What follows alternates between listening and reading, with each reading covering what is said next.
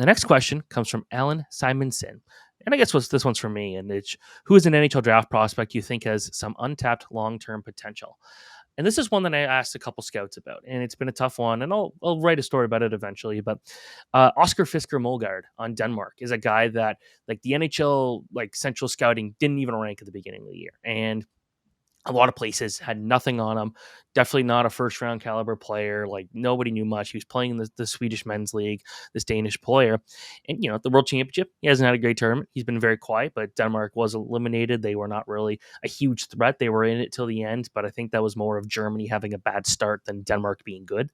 But with Molgaard, the one thing that really kind of tipped me off there was seeing elite prospects rank him as a potential top 15, top 20 prospect. At that point, I did not know much about him. And then going and watching a lot of clips and talking to scouts, and, a lot of scouts were like, he's really come up the radar, where he was one of the highest scoring players among draft eligible prospects in Sweden. And Leo Carlson, a top prospect for this year's draft, is kind of the gold standard of that. But with Molgaard, the way he works for the puck, the way he can play multiple forward positions, the way he could shoot, he could skate. There's so many raw skills there that he really started to show this year. And it's tough because, in Sweden pro hockey, it's tough for a young prospect to be getting a lot of ice time, especially when, they're not there to develop. They're there to win. Their job is to win games. So if you're a young prospect, they're not going to necessarily play you if they think you're going to be going to the NHL in the next couple of years. And we've seen that with guys like Lucas Raymond and Alex Holtz, for example. It happens.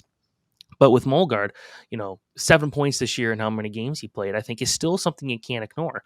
That's still quite a bit for, a guy that age. He's still one of the top scoring U20 players. So I think there's a lot of potential there for Fisker Molgaard to be someone with a lot of potential. And I did a poll of some scouts at the U18s, like which is the guy that, fringe number one, maybe second round pick, depending on who you talk to, that could really rise up and make scouts look stupid. It was Fisker Molgaard as someone who could be someone really interesting to watch. So again, not much we could have seen out of him at the World Championship. Didn't play a lot. Some games didn't play for entire periods, but I think that, that's someone who I'm looking at as a guy to watch. I don't know if you even heard of him, Matt, but he's someone that I think a lot of people are going to hear about as, wow, this was a total steal late in the first round in a few years from now.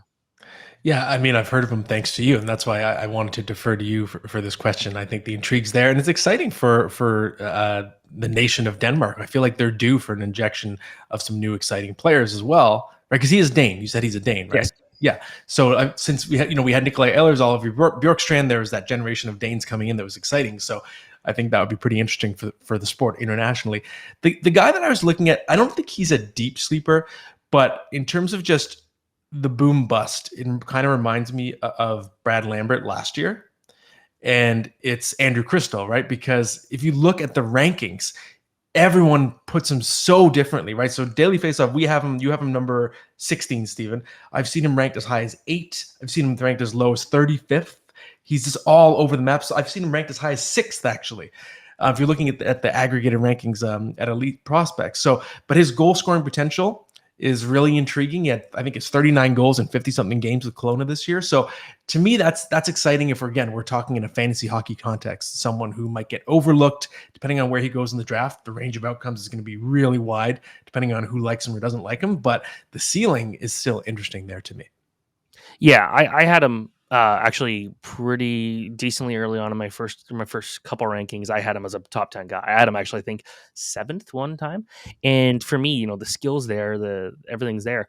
Watching him at the U18s and talking to some scouts there, I kind of was a bit more alerted to some of the more concerning things, which is not a great skater, not a great back checker, and can float around a lot. And there were a lot of games that tournament where he was out there just kind of skating, watching, and not being engaged. And, you can't do that at the NHL level. In the WHL, you got some good line mates. Yeah, a little bit easier. But when you're going out there and they don't always have you're having to work much harder. You're playing against better competition.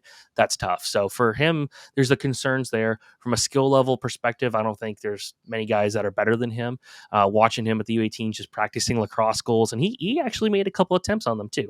Didn't pull them off. He decided to back out at the last second. But this guy's got so much talent. It's just, can he put everything together?